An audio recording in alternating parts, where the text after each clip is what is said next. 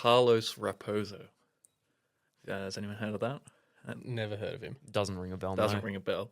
I just thought this was funny. It's kind of not related, but the Carlos Raposo we're going to be talking about is actually Brazilian. But what comes up first is Portuguese winemaker. But I just think it's funny because Why didn't you bring a bottle? World Wild Wines is his wine brand. Yeah, he's a famous Portuguese winemaker. I can show you. Worldwide Wines. World Wild Wines. Oh, wow. So it's like perfect for our show. Yeah. Well, so potential sponsor there. Yeah, No? have to grab a bottle, put it on the shelf. Yeah, For that's Carlo. it. Try saying that after a bottle of his wine, though. Yeah, well, I feel like this Carlos is different.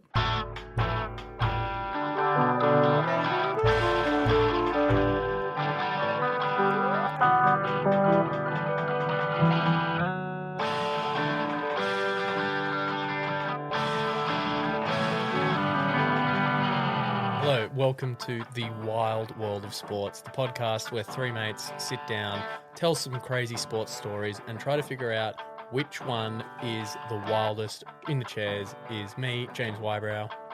Ben Whybrow.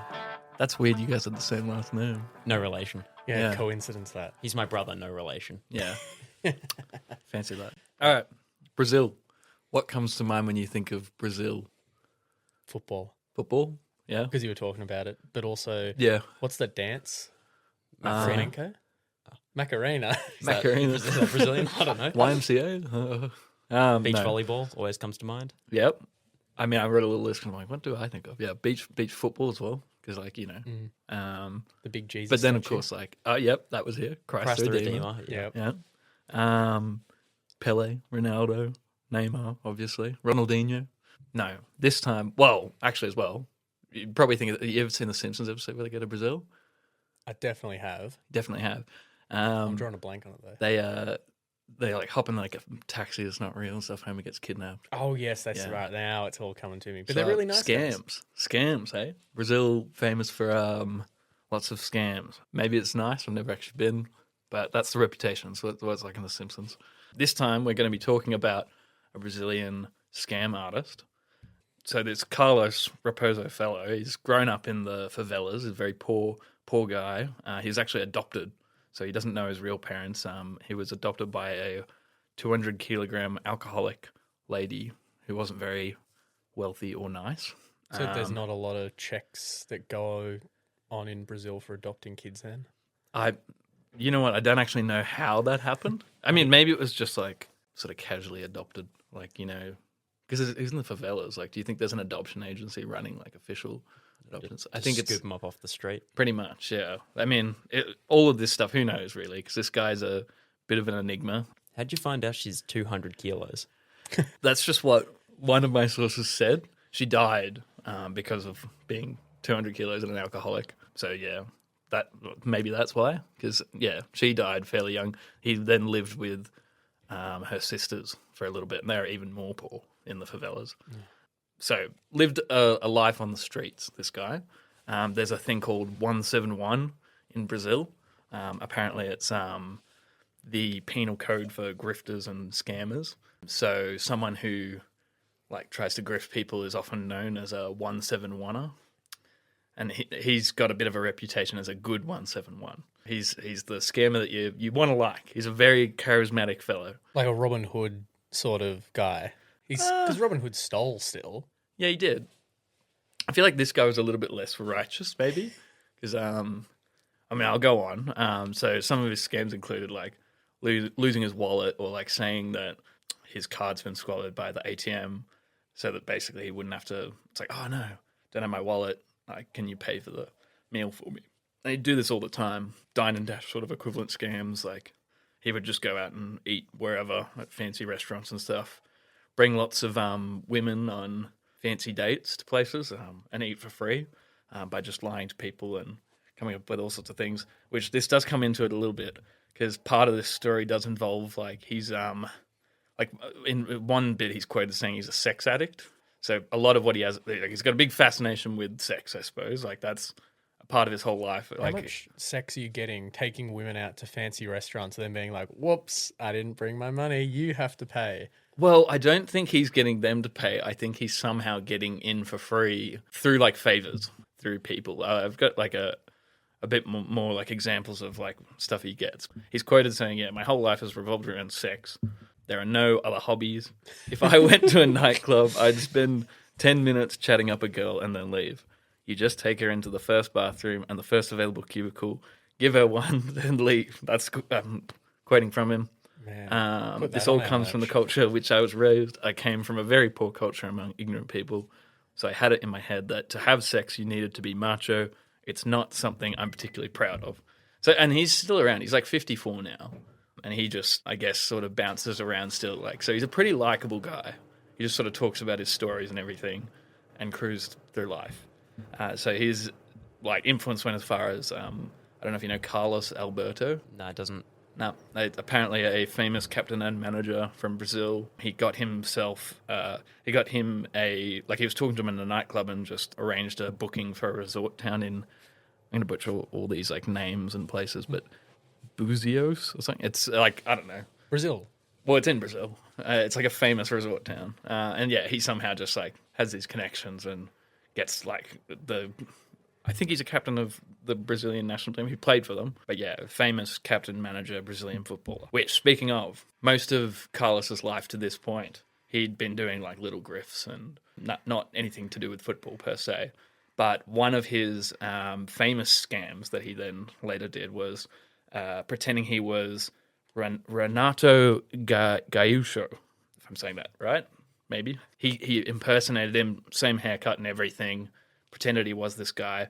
There's a really famous footballer in Brazil as well, like lots of domestic success. He took Grêmio to some sort of cup win, I can't remember which one. Yeah, so he would just pretend he was Renato Gaúcho, looked like him mostly, would get into venue, get free things, see lots of women.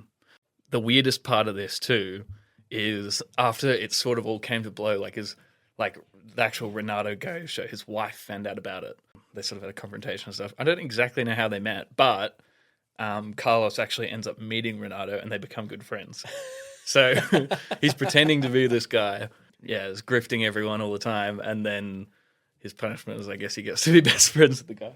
I don't know how he managed to talk his way out of that one. Well, as they say, imitation is the greatest form of flattery, so... Do you think he's going, oh, all right, you look like me. You can do all the shit things I don't want to do. Well, there's a bit of speculation, because I see you going there. Like, obviously his wife didn't immediately go, oh, no, like, you didn't do that. Like, he was in a bit of hot water because he's at, like, Carlos is out there pretending to be him, like, making out with chicks at nightclubs. That's not a good look. So his wife's found out about this and thinks it's actually him. So there's a bit of speculation. It's not really, there's no solid evidence, but he probably was sort of cheating on her. At nightclubs and stuff, so he didn't mind that this guy was sort of copping the heat for some of the stuff he may have done. So No, it was the guy that looked like me, I promise. yeah, so that's the beginning of when he goes, okay, this is actually really awesome being a pro footballer. I'm doing air quotes there. I guess you can't see that. He now decides that was pretty easy, making everyone think I was a pro footballer. How about I actually get like a paycheck for this? Start doing it to clubs. So his story begins in Brazil.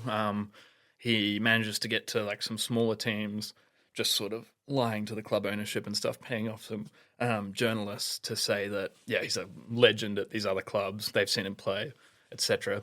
And his first big break comes when he has an opportunity through people he's met to go to the French League One club, Gazélec Ajaccio. Probably saying that awfully as well, but it's a League One club, so it's good. I mean, he's going to Europe. What year is this? This is 88. I can believe it a lot more when it's in the 80s, and there's people can contact each other, but there's no internet to look up his stats and watch videos of him. And because if you give someone the phone number and say, "Oh, yeah, this is the manager of this club," yeah, how do they know? It's in Brazil, it's in France. Oh, I mean, like total con man. It gives Donald Trump vibe sort of thing. It's like he just says so much stuff that it's like you're just not quite sure what's true and what's not true. It's just like overload. If you keep lying, eventually it's all just going to not make sense and it's going to go so far that everyone believes you. But yeah, so he makes it to this club. They have a proper welcoming ceremony for him. All the fans are cheering his name, clapping him in. He walks into the stadium. They ask him, "Can you do some like kick-ups for us The for like the traditional- cameras?" Yeah. Oh. But just like before he gets there to do them, he like gets all the balls and he like kicks them up into the crowd. And he's like, "They're gifts for the fans," and then all the fans are going crazy. They're like, "Yeah, That's so smart. That's very clever. yeah." So he's really doing a very good job at hiding everything so far. Because even if you mess up one of those kicks, you're never kicking out of your hands if you're an outfield player in soccer. Yeah, So you can miss kick it. I don't know. and he's being a populist again. He's just playing to the crowd, making everyone love him, even if he can't play. First training, rocks up, fakes an injury. Yeah, Classic. What did he do? don't know for the first training. I think he just like hamstring or something, grabs his leg, goes down as they're warming up. So he never actually plays for Ayashio. Doesn't end up playing for him. But and the owners, like there are different like chairman and stuff. Some really like him. He's sort of tied in. Some part of the ownership is tied in with the mob, and this is a bit of a theme with this guy. I guess maybe it's a sign of what football clubs are like, but a lot of the owners and groups he hangs with are sort of mob owners, and bosses. So The 80s was a beautiful time for football. clearly, Yeah, I'm thinking the people I don't really want to get the wrong side of are the mob and lying to them when they're putting money behind for a professional sporting team. well, it's the mob part in this instance that's keeping him safe, even though he hasn't played any games. Like they're just backing him up, and they're like, "Yeah, this is good. He's a Brazilian superstar. Like clearly he's awesome. So we want him on the books. It's good for business." So eventually they went, "Look, this is ridiculous. We'll loan him back to Brazil." He went to Flamengo. That's pretty good. Like, Yeah, high standing club. yeah. So he's not. It's not over for him yet. And how many games has he played in his career at this point? Zero. 0 games. And Zero. it's- Growing Hasn't up- trained once. Growing up, did he play like social, footy? Oh, look, we- I'm sure he probably kicked the ball around too. And so I think Renato Gayuche, the guy that he was impersonating, that's like became his friend, he does sort of have interviews later where he's like vouched for him and said he like genuinely thinks the guy has a bit of skill. There's no evidence, so it's like He you're is going to believe his Brazilian. friend? Yeah, And I he grew guess up so. in the slums, so he would have been playing a lot of street ball, I imagine, to Yeah. stereotype. Yeah, like if we portfolio him, we're like, profile him. Yeah, so he's gone to Flamengo. Not really much happened there. Then he's gone to a club called Bangu, which don't know if I'm saying that right again. But I'm going to say no from the way I this haven't has heard gone. it. The only one I've heard so far is Flamingo. Flamingo. Flamengo. Flamengo. Bangu has the distinction of being the first. They hosted the first football match in Brazil. So this club's got some history. It is owned by a mob boss. The mob boss is Castor de Andrada. I've got a quote here as well. So Castor was not a man to mildly irk, never mind cross. After one match, he chased a referee around the pitch, a gun flapping in his back pocket, as he attempted to engage the ref in urgent discourse regarding a minor disparity in the interpretation of the laws of the game. He's a bit famous for having a revolver on him, so yeah. A bit famous. Why has he got it in his back pocket? Surely the intimidation comes like... He pulls it out a lot. There's Yeah, a lot- I bet. So this guy, like, he's intimidated players and stuff. It's an interesting vibe, but he really likes Carlos. He thinks this guy's, going to bring fame to Bangu. And there's like newspaper clips and headlines and things saying like he's the savior of Bangu and he's going to come and carry them to glory. What position did he say he plays? I think he's striker. Striker? So I was Yeah. right. Well, if you're going to fake it, you're going to go up the front. The, but you don't have the to go reason I up. say I think is like, look, there's sort of conflicting things. I think he's probably like he's never played a professional game. He's always like made excuses before that, but I think he has maybe kicked around the ball a little bit at training, and he's like been a striker, and he's sort of like just drifted and stayed hidden in the game so that he didn't have to touch the ball to get away with it. This is a really good story, the Bangu one, because he's gone to this club. Gets away with not playing, faking injuries, doing all his normal things. Guy really likes him. The mob boss, Castor, he's like, nah, this guy's really cool. Problem comes when Bangu hits like a bad run of results. So the club's in a bit of hot water and they need we need our star player. Fans are expecting him to play. Let's put him on for a game. Warming up for the game, he's listening to the crowd and this is coming from him, so I suppose I can't prove this either, but he says the crowd, there's a few different sources that say different things, so it's probably just made up, really, but he says the crowd was calling him shit, trash talking him, so he jumps into the stands in retaliation and fights him, and then gets a red card from the ref.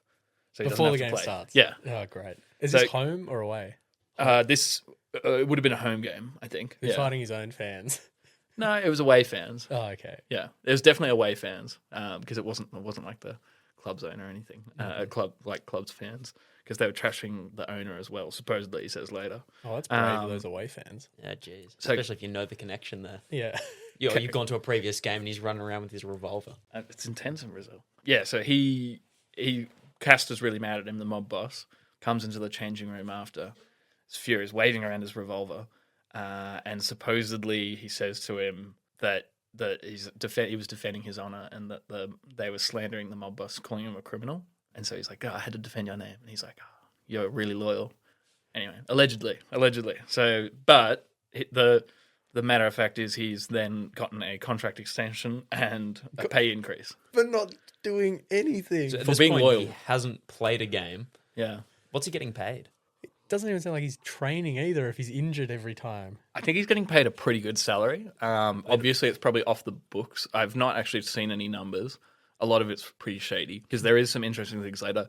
I assume there's a lot more to these stories other than him just not playing football. I think he goes out to nightclubs a lot with lots of other players. They all really like him. All his teammates like him. He's got connections. He makes things happen. He gets things for free. He's a shady guy with influence. I was going to say, so you're telling me you don't have the numbers of a 1980s Brazilian football team that was owned by a mob boss? It's got to be just easy to find. Like, it can't be that hard, can it? Yeah, I'll dig him up right now. Yeah, because the mob always We'll keeps put him on the screen. lots of great transaction histories. They keep the receipts of all the players they're paying. Yeah, and we'll put the receipts up. We won't be unsafe at all. No. No, I feel like this show doesn't reach like investigative journalism levels. So I was Not going to yet. say, do we need to be saying alleged mob boss, alleged Oh, this the whole way through? Has it right. been verified or is it just accusations? yes, We can put a disclaimer at the yeah. start of the episode. Well, I'll just say now, everything I've spoken about before, obviously all alleged, based on a potentially true story. We were exaggerating for dramatic effect. Yeah, that's it. This guy's got a lot of excuses. All of like the people he's befriended and stuff, he uses them to obviously get further in each of these clubs. So I've got some of his excuses and some of his antics that he's done over the years. He used the death of his grandmother as an excuse not to play at least 4 times. Makes sense. Technically, like, both your grandparents split up. Like, Yeah. that's believable. 4 times. I think that's the max you can get from that one. Yeah, I mean, 4 is still pushing it. Yeah. Any more than 4. And Especially when you don't know your parents and you're adopted by a single lady. And Yeah. if she dies young, you don't know her family. It's bold to have 4 grandmothers die. He sounds like a real slick talker. He could say he knew his grandparents, but he didn't know his parents. My grandparents, they never told me which one of their children was my father or mother. He probably said something along the lines. He's paid youth players to injure him. So in like practice games, he's gotten youth players to. All these fake Slide injuries, they're tackling. going to know something's up. I need to be showing some blood, showing some broken bones. That's it. He's committed. You can't take that away from I was him. just thinking, like, the medical staff, are they in on this as well in some way if they're clearing him for I think his the injuries? medical staff in a Brazilian football team in the 80s was probably more just like a bag of white powder. It's like, here you go. Get back Feel on the better. field. Yeah, owned by a mob boss. They'd probably be trained better to take out bullets than hamstring injuries. This one was actually interesting. So he often had an excuse about his teeth. So he had a dentist friend that would like send him a note. He was saying something to do with his teeth made his legs sore or something like that. As a lifelong football player, I do have many games missed because of teeth injuries. It comes into the game a lot. Yeah, that's obviously up there as one of the most common ones next to the ACL for sure. As a goalkeeper, Ben, that'd be up there for you as well because you cop some balls to the face. Yeah, you smash your face into the post. Well, I do know that your teeth are responsible for a lot of health issues. Like if your teeth aren't in good shape, it can really affect your body. But I've never heard of anyone missing a game of football because their teeth hurt. Well, now you have. Now I have. Now you have. Broken noses, broken jaws, people can play through. Even broken wrists now, but toothache, too much. I mean, side note as well, there's conflicting. So, okay, for example, he goes often by the nickname Kaiser. It's not fully clear where the name comes from because different sources say different things. It seems to be from him like imitating a German footballer, Franz Beckenbauer, Oh, yeah. Famous. Kaiser Beckenbauer. They like named him Kaiser as like a thing. But also it's like, oh, Kaiser beer, another German beer brand, and he's covered a lot of it. But other sources have said he doesn't drink alcohol. So it's not entirely clear, but either way, he does go by the name Kaiser for most of his career. Going on, so he's paid fans to chant his name, paid journalists to say they've seen him play and talk about him to clubs. He's befriended the players at each club because he's fun when they go out to the nightclubs and everything. At Palmera, he took the blame for a crime committed by a teammate, which was good for him because the club really liked him. Like his teammates really liked him, and it was good because he didn't have to play football because he's going to court all the time. Yeah, and if he's already injured, take the rap for something, serves you suspension, make him eligible to play when you know he's still injured. Yeah. What was the crime? Enjoying a succulent Brazilian meal? Yeah, that was definitely it. So he claimed as well, like all sorts of outrageous things, but one of them is that, which he never actually, he's throughout this, in fact, I got a list of it, I'll go through that in a second. He's played for like 13 different clubs or something. He actually goes around and stays there for like a year, has, proper contracts with them and everything, just never plays a game. Mm-hmm. But he has also outrageous things that he claims he's done, which just at the time, I guess, not everyone worked out is false. It's hard to get information back in the 80s, but yeah, so he claimed to have played in a cup final, Independiente versus Barcelona. And he showed a team sheet with, so his middle name is like Carlos Enrique Raposo was his name. And so he pointed at another one, Carlos Enrico.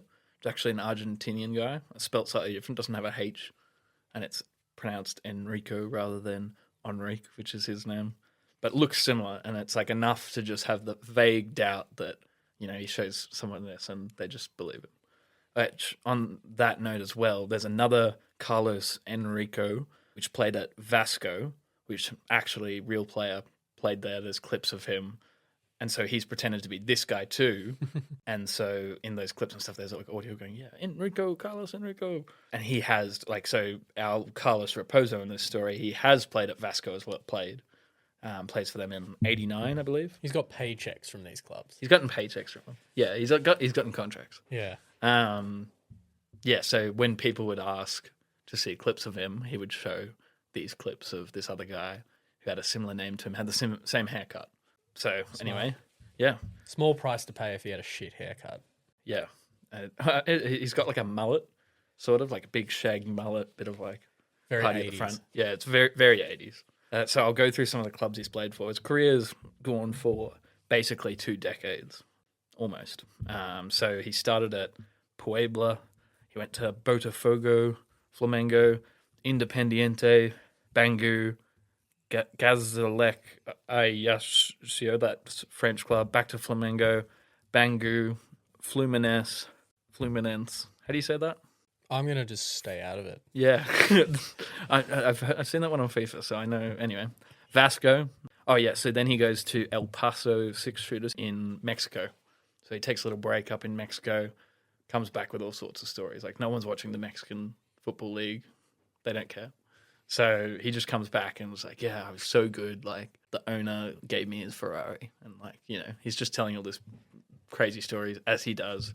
People, and, the more it goes on, the more it's like, well, it's kind of believable. He's friends with real celebrities because he's just been here so long doing all this stuff. So the credibility is sort of just built by him just still being around. And I'm sure, too, if you're, scamming club after club, after a while, if they start figuring out, go, oh, let's try and move him on to another club so we don't have to accept the loss of face when we go, yeah, this guy's scammed us out of all this money and has never played, and it's a big drama. And that does seem to be sort of what happens everywhere. But interestingly, multiple times he seems to have gone back to clubs that he's played at before. So clearly they don't even care that much, and they'll have him back because the name is so powerful. And this is the thing. He's got so much influence outside of the football pitch. There's more than... obviously we're getting in the story here. So the story sort of starts to wrap up when he goes to Botafogo again, club in Brazil.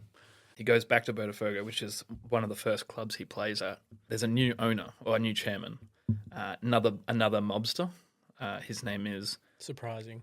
Is this an alleged mobster? another alleged mobster. Thanks. Thanks for correcting me there. Wouldn't want to make that mistake. Emil Pina. I probably get a free pass because I'm saying all the names wrong. So No, they won't know. Or is that worse because you're disrespecting them? allegedly. You're like, Allegedly. Okay, so he returns to Botafogo. I mean, Emil Pina. pretty good for us if Brazilian mobsters are listening to this. That's some good reach. Yeah, it's a great reach. Yeah, and they tell like, "Oh, this is awful. Listen to this." Just show it to their lawyer. That's another listen. Yeah, no such thing as bad publicity. Gets played in it. court. Yeah, be on the another few news. lessons. That's Podcast recorder shot dead by 80s alleged Brazilian mobster. They're gonna send hitmen to Canberra. Oh, you told them where that we are. Hopefully, it's a hitman who, they've killed tons of people. No bodies have ever been found, but that shows how good they are. They've never actually got anyone. It will be a wild Similar world to- of sports story. I get assassinated. Anyway, Botafogo, this new chairman, Emil Pinheiro, a big deal, much bigger mobster. In fact, Castor, the guy from Bangu, he owes him money. Like, as in, like, Castor owes him money. So, like, this guy's much bigger on the top of the food chain. And this is where it gets a little bit interesting too. So, like, allegedly, he got a implant or some sort of operation. He was known as the bionic penis.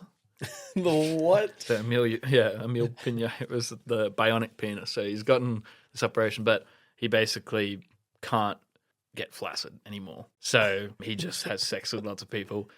Honestly, it's probably he's been hired by because Carlos has a sort of notoriety for going out getting women. That's actually why he's been hired here. So that he's gone back to this club, and obviously he doesn't really care. It's like, yeah, big name, we'll make it look good for the club. But his real job is to get the owner, because the owner's like 70 years old. So he's got to get the owner these like young women from the clubs. So that's where his career ended up with a sort of Pizzagate-esque weird like sex like hiring at one of his previous clubs. For a bionic penis. Yes, for the bionic penis. You're thinking that alleged high-level mobster would be able to get their own tail pretty easily through coercion or other means. If they're in the criminal world. But Alleged as criminal well, he can just hire this player, improve his club's brand, as well as getting to go out and meet lots of girls. Seems like a win-win. He's got a lot of influence, so that's just the way he chooses to do it. Don't know.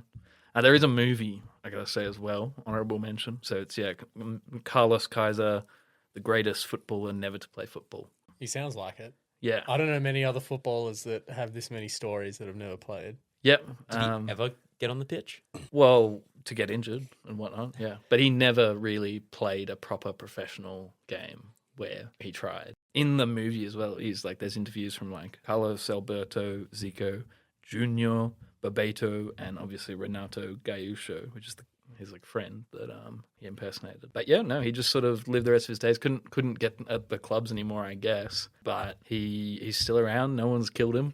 No mob bosses have come back to get him. He's probably still tied up with the mob. But yeah, he played for over 13 years at over 10 different clubs. Played in France, Mexico, Brazil, big names. And yeah, didn't play a single minute of football. So that's the story of Carlos Raposo. That's wild. It is a wild story. It is wild. I thought it would be a good one to do now because it's not the wildest story ever. I don't know how we're ranking now.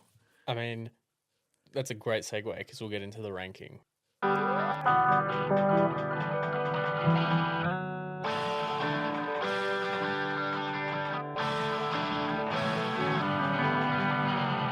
Welcome back.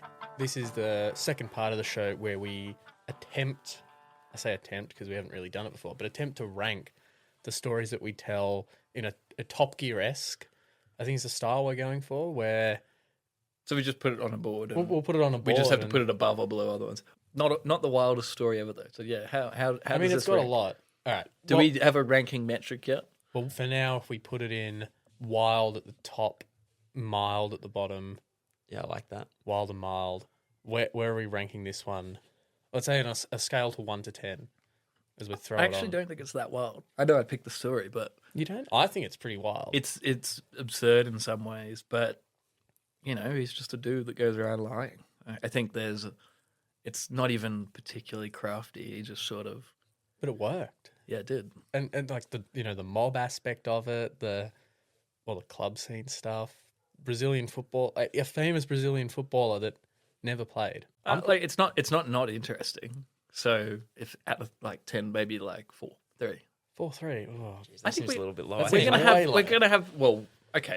we're gonna have a story on, and it's gonna be low, right?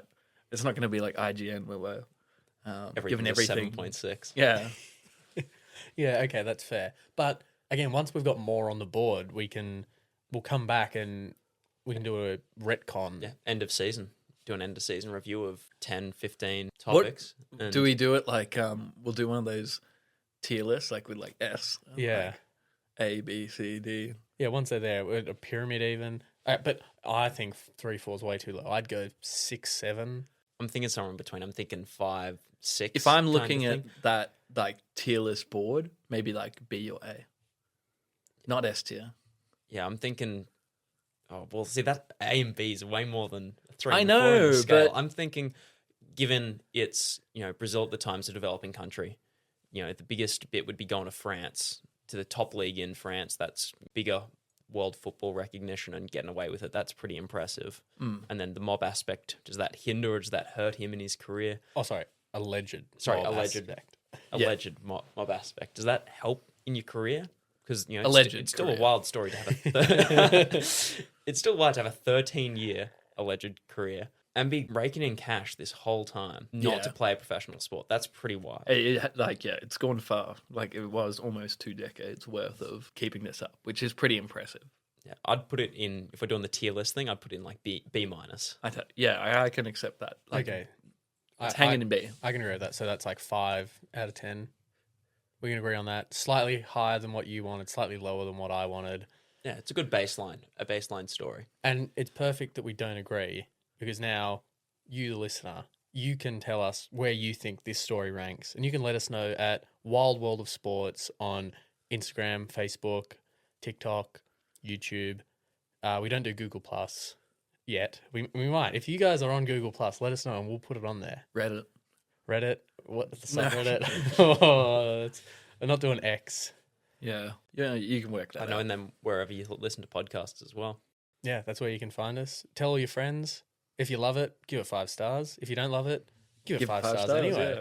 And if you hate it, let us know in the comments because After you give it 5 stars. yeah, but that's engagement. Yeah. Just let us know. Yeah, make us famous and laugh at us. All publicity We're is not good good. publicity. Yeah. Alleged publicity. All right. And if you have any stories that you want to hear that you think is wild, let us know. Next episode is going to be Ben. We don't know what the story is, but it's going to be a doozy. Yeah, I know. I've got a good one. I'm looking forward to it. It's a great story, I think. I'm Ben Whybrow, no relation. I'm Carlos Kaiser Sheaves. Thanks for listening, and you'll hear us for the next wild story from the world of sport.